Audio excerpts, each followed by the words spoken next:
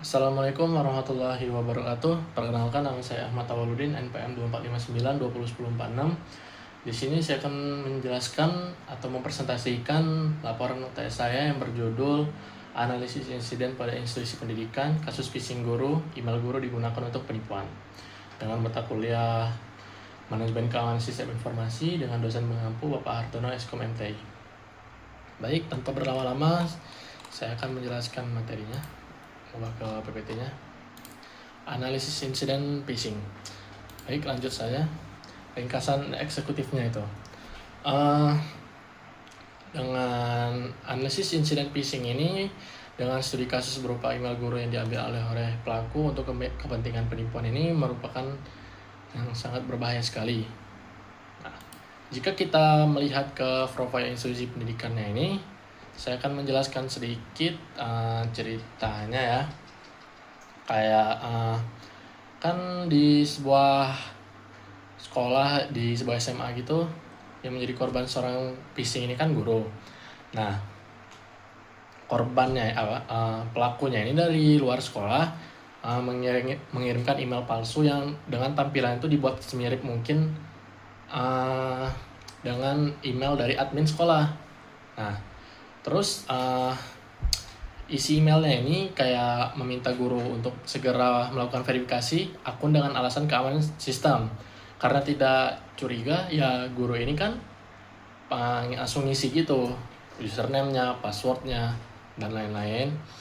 Terus setelah pelaku mendapatkan password dan username-nya itu, pelaku itu kayak langsung login gitu, langsung dapat semua data loginnya.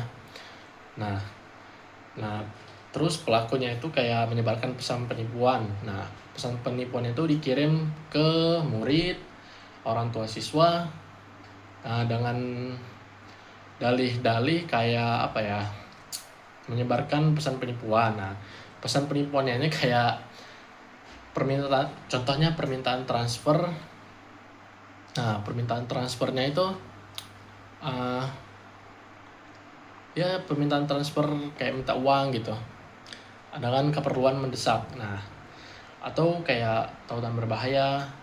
Terus bisa yang menginfeksi penerimanya, kayak menginfeksi perangkat maksudnya. Nah, terus masuk ke ini, kita kan mendeskripsikan insidennya. Serangan phishing menimpa akun email resmi dari seorang guru. Ini sudah saya ceritakan sedikit tadi. Nah, kronologi insidennya ini kayak dia tuh semua itu dimulai dari hari pertamanya. Guru menerima email palsu dari admin sekolah berisi permintaan verifikasi akun email segera. H-1 siang, guru mengklik tautan dan masukkan data login di halaman phishing palsu tanpa curiga. Nah, hari H-1 siang pelaku juga mendapatkan username dan passwordnya, langsung masuk ke akun email resmi guru. Nah, di sore harinya itu pelaku mengirimkan email penipuan transfer uang atau tautan berbahaya ke semua kontak guru. Nah, hari kedua, di pagi hari, orang tua mulai menghubungi sekolah mempertanyakan keaslian email yang mereka terima. Nah, sekolah ini mulai sadar akan insiden akun email guru. Nah, akun email gurunya ini ke pihak-pihaknya itu.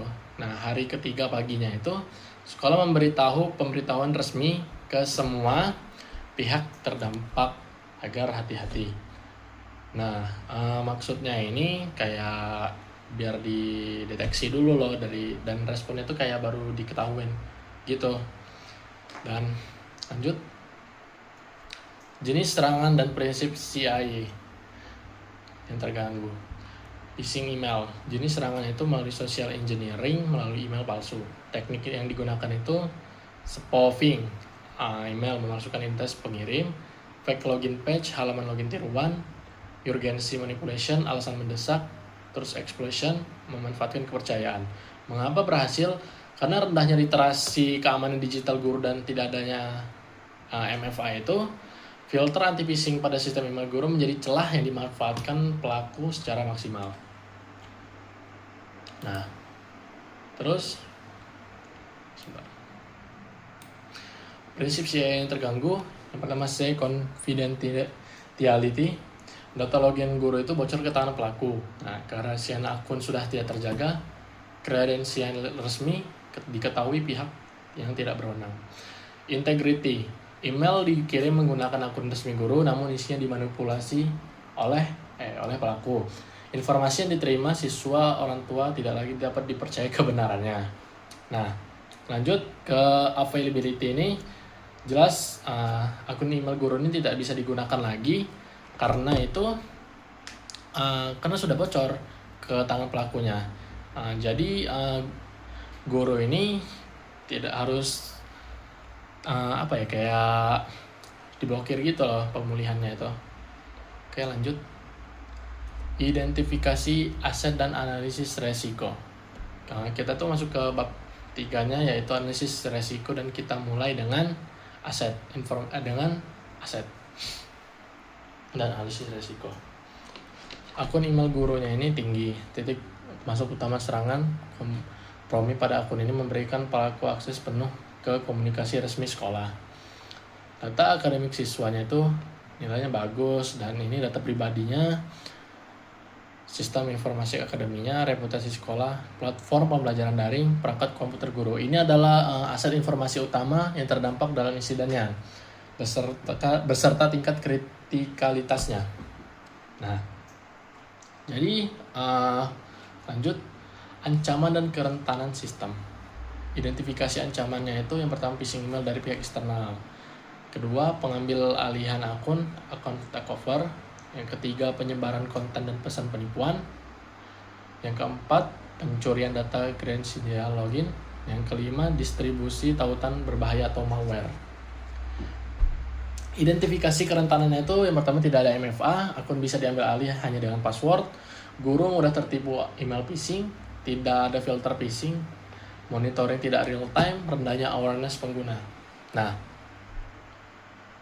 karena guru tidak tahu cara mengenali email phishing sehingga sangat mudah ditipu, tidak ada filternya email anti phishing, email berbahaya masuk ke inbox tanpa ada celah sistem yang menyaring terlebih dahulu itu tidak ada, jadi sangat berbahaya. Lanjut ke slide selanjutnya, penilaian resiko. Di ini setelah mengidentifikasi ancaman tadi, langkah selanjutnya adalah menilai level resiko dan penilaiannya. Dilakukan berdasarkan dua faktor, likelihood dan impact, dan level resikonya. Nah, likelihood ini yang pertama, phishing akun email guru. Likelihood-nya itu tinggi, impact-nya tinggi, dan level resikonya high atau tinggi. Penipuan via email resminya sama, kerugian finansial pihak terdampaknya sama. Beda. Ini likelihood-nya itu sedang, dan impact dan level resikonya tinggi. Penurunan reputasi sekolahnya tinggi, sangat tinggi banget. Infeksi malware, perangkat penerima itu sedang-sedang, dan gangguan operasional jangka pendeknya itu tinggi, sedang, dan sedang. Medium ya, bisa dibilang begitu. Lanjut, analisis dampak insiden. Dampak finansial orang tua yang tertipu mengalami kerugian finansial langsung akibat transfer uang ke pelaku. Sekolah berpotensi menghadapi tuntutan ganti rugi dari pihak yang terdampak. Terus biaya pemulihan sistem dan investigasinya ini memerlukan alokasi anggaran yang tidak terduga. Nah, selama proses investigasinya ini dan pemulihannya ini, komunikasi resmi sekolah terganggu total. Staf harus mengalihkan waktu dan kayak energi mereka itu harus untuk menangani keluhan dan pernyataan dari orang tua para siswa ini. Nah, terus dampak operasionalnya ini, selama proses investigasinya itu kayak komunikasi resmi sekolah itu terganggu total. Jadi staf harus mengalihkan waktu dan energi mereka untuk menangani keluhan dan pernyataannya. Dampak reputasinya ini, kepercayaan orang tua dan siswa itu mulai menurun karena sekolah dianggap tidak mampu melindungi data mereka. Berita insidennya ini menyebar sangat cepat dan luas dan bisa merusak citra institusinya. Yang ketiga, membutuhkan waktu panjang dan upaya ekstra untuk membangun. Nah, terus dampak hukumnya itu sekolah berpotensi menghadapi tuntutan hukum. Nah, di tuntutan hukum ini atas kelalaian dalam melindungi data penggunanya, ada juga risiko pelanggaran terhadap regulasi penggunaan data pribadi yang bisa berakibat sanksi administratif. Nah, sekolah ini kayak mungkin perlu melakukan konsultasi hukum dan audit completion untuk memastikan kepatuhannya terhadap regulasi yang berlaku. Lanjut, kontrol preventif. Nah, di slide yang ini langkah-langkah pencegahannya itu yang seharusnya diterapkan sebelum insiden terjadi untuk meminimalkan resikonya itu yang pertama, multifaktor authentication atau MFA. Wajib menerapkan MFA pada semua akun email guru dan staf sekolah. Meskipun password berhasil dicuri, pelaku tetap tidak bisa login tanpa kode verifikasi tambahan yang dikirim ke perangkat pribadi pemilik akun. Yang kedua, pelatihan keamanan cyber. Program pelatihan rutin minimal 2 kali setahun bagi seluruh guru dan staf. Materi mencakup cara mengenali email phishing, verifikasi tautan sebelum diklik, dan praktik keamanan digital yang aman dalam aktivitas sehari-hari. Yang ketiga, filter email anti-phishing. Yang keempat, kebijakan password kuat. Dan yang terakhir, simulasi phishing berkala. Ini melakukan simulasi serangan phishing terkontrol untuk mengukur tinggi kewaspadaan pengguna dan mengidentifikasi areanya. Lanjut, kontrol detektif dan korektif. Di monitoring login akun ini, ya di kontrol detektifnya ini, sistem yang mencatat dan menganalisis aktivitas login, waktu, lokasi, perangkat yang digunakan sehingga anomali dapat segera terdeteksi. Yang kedua, sistem alert otomatis. Nah, notifikasi real time ini kepada pengguna apabila terdeteksi login dari lokasi baru, perangkat tidak dikenal, atau perubahan pengaturan akun yang mencurigakan. Yang ketiga, analisis pola email. Yang terakhir, log audit aktivitas. Di kontrol selanjutnya, kontrol korektif. Yang pertama, pemblokiran akun segera. Yang kedua, riset password dan aktifkan MFA. Yang ketiga, notifikasi pihak terdampak. Dan yang terakhir, investigasi dan pemulihan sistem. Oke, lanjut. Analisis kegagalan kontrol keamanan. Di analisis ini, mengapa kontrol yang ada gagal mencegah serangan 3 dimensi kegagalan utama. Yang pertama manusia, yang kedua proses, yang ketiga teknologi. Nah, di kegagalan manusia ini adalah penyebab utamanya. Guru itu kayak menjadi korban yang tidak memiliki pengetahuan yang cukup untuk mengenali email phishing. Tidak ada kebiasaan berpikir kritis sebelum mengklik tautannya atau memasukkan data loginnya itu. Guru juga tidak pernah mendapatkan pelatihan atau sosialisasi tentang ancaman cyber sebelumnya, sehingga tidak tahu apa-apa yang harus kita waspadai. Yang kedua, proses. Nah, di proses ini, di kegagalan proses ya, tidak ada SOP standar pengenangan email mencurigakan yang dapat dirujuk oleh guru. Nah, tidak ada mekanisme pelaporan cepat juga. Nah, jadi itu tidak ada rantai komando yang jelas gitu loh untuk responnya itu. Lanjut ke teknologi. Sistem keamanan lemah. Nah, kegagalan teknologi ini tidak ada filter anti phishingnya itu loh, dan tidak ada sistem monitoring real time.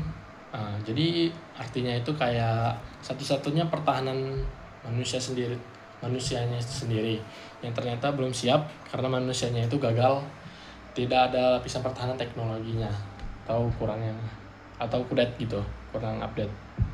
Lanjut, analisis tata kelola dan kebijakan. Yang pertama, kebijakan keamanan. Sekolah belum memiliki kebijakan keamanan informasi yang formal dan spesifik. Tidak ada kebijakan yang mewajibkan MFA, tidak ada aturan penanganan email mencurigakan, dan tidak ada prosedur verifikasi tautan. Aturan penggunaan teknologi yang masih ada sangat umum dan tidak memadai. Yang kedua, awareness pegawai. Yang ketiga, struktur governance. Yang keempat, kelemahan tata kelola. Nah, tidak ada kebijakan formal gitu ya di bagian ini. Jadi tidak ada prosedur yang insidennya itu kayak tidak ada evaluasi keamanannya gitu. Lanjut, rekomendasi kebijakan dan prosedur. Yang pertama, perbaikan kebijakan MFA wajib. Yang kedua, panduan email resmi. Yang ketiga, standar password. Yang keempat, perlindungan data. Yang kedua ini, perbaikan prosedur. SOP, tanggap insiden cyber, prosedur verifikasi email, prosedur pemulihan darurat, protokol notifikasi insiden. Baik, lanjut. Rekomendasi program awareness. Strategi jangka panjang. Rekomendasi terakhir berkaitan dengan strategi jangka panjang ini untuk memastikan keamanan informasi yang berkelanjutan. Dibagi jadi 4 fase. Yang pertama, fase pertama itu migrasi ke platform email aman. Migrasi dari ke Google Workspace for Education atau platform setara yang sudah menyediakan proteksi anti phishing bawaan, MFA, dan fitur keamanan yang sudah teruji. Fase kedua, tunjuk koordinator keamanan. Menunjukkan koordinator keamanan informasi ini yang bertanggung jawab penuh atas keamanan dan pemantauan kebijakan yang menjadi titik utama. Yang ketiga, audit keamanan rutin. Dan yang terakhir, kerjasama BSN dan anggaran. Yang terakhir, kesimpulan dan penutup. Kita sudah sampai di bagian akhir ini dari presentasi kita. Izinkan saya Pak untuk merangkum poin-poin pentingnya tadi.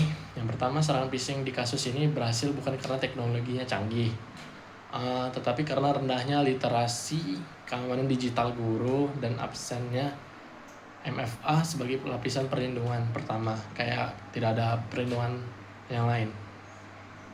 Yang kedua, seluruh resiko utama yang diidentifikasi berada di level high atau memerlukan penanganan yang cepat.